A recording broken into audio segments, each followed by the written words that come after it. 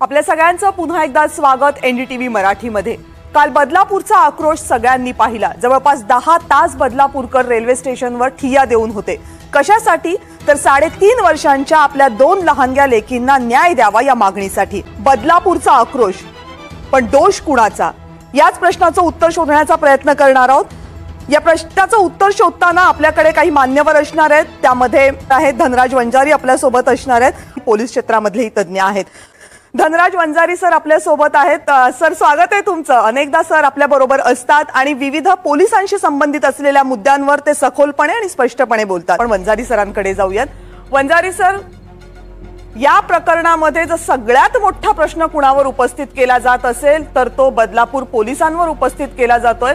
आणि ही लाजिरवाणी बाब आहे महाराष्ट्रासाठी की 3.5 वर्षांची एक मुलगी, तिची आई ही तिला घेऊन पोलीस स्टेशनला जाते की माझ्या मुलीवर अत्याचार झालाय म्हणून, आणि तक्रार दाखल करायला पोलिसांना 10 तासांपेक्षा जास्त काळ लागतो। काय करत असतात पोलीस? एक तक्रार दाखल करायला यांना एवढा वेळ का लागावा? पोलिसांवर तर याच्यामध्ये बोट उचलतं जाऊ शकतं। त्यांनी जे केलेलं आहे ते निंदनीय आहे, असं होता कामा नये। त्यांनी आपलं मूळ कर्तव्य बजावलेलं नाहीये। पण एवढ्यावर हे थांबत नाही। या केसमध्ये बदलापूरच्या दुर्दैवाची बाब अशी आहे की त्या पोलीस स्टेशनच्या प्रमुख ठाणेदार या महिला अधिकारी आहेत। आणि महिला अधिकारी असताना एवढी असंवेदनशीलता त्यांनी दाखवली ही खरंच गंभीर बाब आहे। पण हे का होतं? केवळ गंभीर आहे म्हणून, दुखवटा म्हणून गप्प बसण्यात अर्थ नाही। हे का होतं, असं कशामुळे घडतं, याचा जर आलेख आपल्याला मांडायचा झाला तर अगदी पोर्शे कार प्रकरण जे अगरवाल ज्याच्यामध्ये होते पुण्याचं, त्यानंतर मिही शहाचं वरळीचं प्रकरण, घाटकोपरचं होर्डिंगचं प्रकरण, तुमच्या शक्ती विधेयक अजून आपल्याकडे मंजूर करून घेतलेलं नाही शासनाने, अकोल्याचा विनयभंग आणि रेप तुम्ही सांगितला, लातूरच्या 4 वर्षाच्या मुलीवर झालेला अत्याचार, सिन्नर वावीमध्ये झालेला, आणि आता रिसेंटली नागपाड्याची केस आहे, आणि आज धारावीची केस सुद्धा झालेली आहे, हातपाय बांधून वगैरे जे प्रकार झालेले आहेत ते। कलकत्ता आणि मणिपूर ठीक आहे, जाऊ द्या, बाहेर आहे। पण महाराष्ट्रातलं ही परिस्थिती बघता मागच्या 5 वर्षात 20,000 बालिका या बळी गेलेल्या आहेत। हे सगळं असं असताना एवढे असंवेदनशील आमची प्रशासकीय यंत्रणा कशी असू शकते? त्याचं एक प्रमुख कारण असं आहे की राजकारणाच्या गुन्हेगारीकरणामध्ये ज्यांना विश्वास आहे असे जेव्हा तुमचे शासक आणि सत्ताधीश बसलेले असतात मंत्रालयात, तेव्हा पोलीस यंत्रणा असो, हॉस्पिटलचे डॉक्टर असो किंवा न्यायपालिकेतले अधिकारी असो, त्यांच्यामध्ये एक निर्ढावलेपणा आणि मस्तवालपणा निर्माण होतो की आपला बाप तिथं वरती बसलेला आहे, इथं आपलं काही कुणी करू शकणार नाही, काही झालं तर काय SIT वगैरे स्थापन होईल आणि कधीतरी निघून जाईल। खऱ्या अर्थाने हा जो बलात्कार आहे तो एका बाजूला मानवी शरीरावर जर समजला तर दुसरा समांतर बलात्कार हा संविधानावर आणि आमच्या महाराष्ट्राच्या कायदा व्यवस्थेच्या रचनेवर बलात्कार झालेला आहे, आणि तो सातत्याने बलात्कार होत चाललेला आहे। म्हणूनच आमचे पोलीस, डॉक्टर्स आणि न्यायपालिकेतले अधिकारी हे एवढे निर्ढावलेले, मस्तवाल आणि असंवेदनशील झालेले आहे। वंजारी सर, अशा घटना घडल्या की आपण कायम म्हणतो फास्ट ट्रॅक मध्ये केस चालवू, SIT ची नेमणूक करू, 1-2 पोलिसांना निलंबित केलं जातं। प्रथेप्रमाणे हे याही केसमध्ये घडलेलं आहे।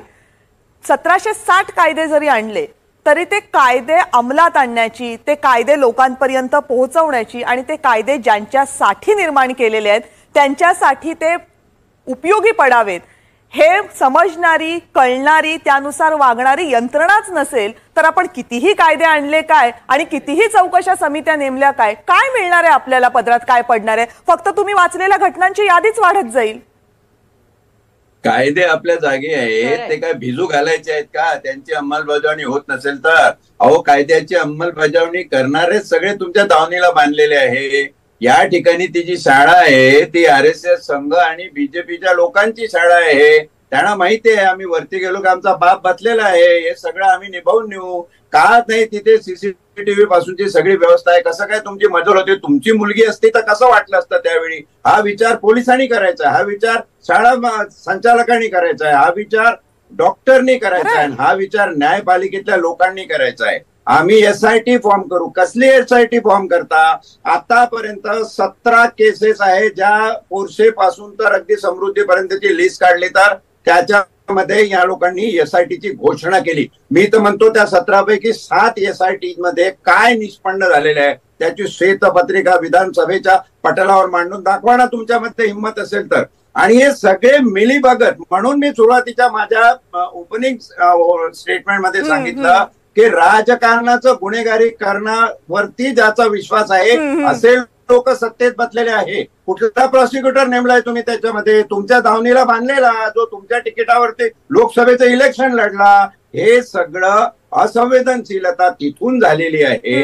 आणि प्रशासनामध्ये पोलीसच आहे असं नाही, प्रशासनामध्ये डॉक्टर आहेत, मेडिकलचं सगळं सेक्शन आहे, त्याच्यामध्ये न्याय व्यवस्थेचे सुद्धा लोक आहेत. ह्या सगळ्या व्यवस्थेतला तुम्ही गुंड टोळ्या निर्माण केलेल्या आहे. जशा दाऊद आणि गवळी हे टोळी प्रमुख असायचे तसे टोळी प्रमुख होऊन तुम्ही मुख्यमंत्री आणि गृहमंत्री साहेब मंत्रालयात बसलेले आहे आणि प्रशासनातल्या टोळ्या निर्माण केलेल्या आहे. परमबीर सिंगच्या केसमधून, अनिल देशमुखांच्या केसमधून हे जगासमोर आलेलं आहे. ही एसआयटी बिसायटी हा सगळा दिशाभूल प्रकार आहे. हे काही करण्यात अर्थ नाही. सरतेशेवटी तुझ्या चॅनलच्या माध्यमातून कविता, मी मुंबईच्या हायकोर्टाला विनंती करतो, सन्माननीय मुख्य न्यायाधीश हायकोर्टाचे, की जसं कलकत्त्याच्या डॉक्टरवर झालेल्या बलात्कारात सुप्रीम कोर्टाने सुमोटो कॉग्निझन्स घेतलेला आहे, या केसमध्ये तुम्ही सुमोटो कॉग्निझन्स घ्या. केवळ ही बदलापूरची केस नाही तर अकोल्याची आणि धारावी नागपाड्याच्या केसेस त्याहून गंभीर आहे. तो या यातनांचा विषय काढला, मुद्दा विनाकारण भावनिकतेकडे द्यायचा नाही. एकच गोष्ट सांगून थांबतो की इथं तुमचं मूल आहे, 3 आणि 4 वर्षाची चिमोटी मुलं, ज्यांना बौद्धिक भावनिक वाढ अजून त्यांची पूर्ण होत नाहीये. अशावरती या यातना कधीतरी त्या आई वडिलांच्या डोळ्यातले अश्रू संपणार आहेत का? काय रयतेचा विचार करताय तुम्ही? अहो प्रशासक हो, तुम्ही IAS IPS मोठमोठे हे झालेले आहात. तुम्ही जनता भिमुख प्रशासन असलं पाहिजे, सत्ता भिमुख प्रशासन असता कामा नये. तुम्ही तिघही आपापल्या क्षेत्रामधले मान्यवर आहेत, खूप मोठा अनुभव आहे तुमच्या आपापल्या क्षेत्रामधला. या चर्चेच्या शेवटाकडे येताना मी तुम्हाला तिघांनाही एकच प्रश्न विचारते. 3 असे मुद्दे सांगा जी ही घटना घडल्यानंतर तुमच्या क्षेत्रामध्ये बदल घडवण्यासाठी गरजेचे आहेत. 3 मुद्दे. पंजारी सर, तुमचे 3 मुद्दे पोलीस दलांसाठी. मला माहितीये तुम्ही खडे बोल सुनावणार आहात आता. सगळ्यात महत्वाचा मुद्दा आहे की पोलीस यंत्रणा ही ऑटोनॉमस करून टाका. ती गृहमंत्र्याच्या कार्यकक्षेत राहता कामा नये, नंबर 1. दुसरी, जी पोलिसांशी संबंधित अतिशय महत्वाची मेडिकल शाखा आहे, ज्याला मी फोरेन्सिक सायन्स म्हणतो, ते फोरेन्सिक ज्युडिशियरी करा. फोरेन्सिक हे डायरेक्ट ज्युडिशियरीला रिस्पॉन्सिबल असला पाहिजे. म्हणून ऑटोनॉमस पोलीस आणि फोरेन्सिक ज्युडिशियरी. आणि तिसरं, ही यंत्रणा आहे पोलिसांची, त्याचं जे नेतृत्व आहे, डायरेक्टर जनरल असतील, कमिशनर असतील, CSP असेल जिल्ह्याचा, हे नेतृत्वाचं सक्षमीकरण केलं पाहिजे.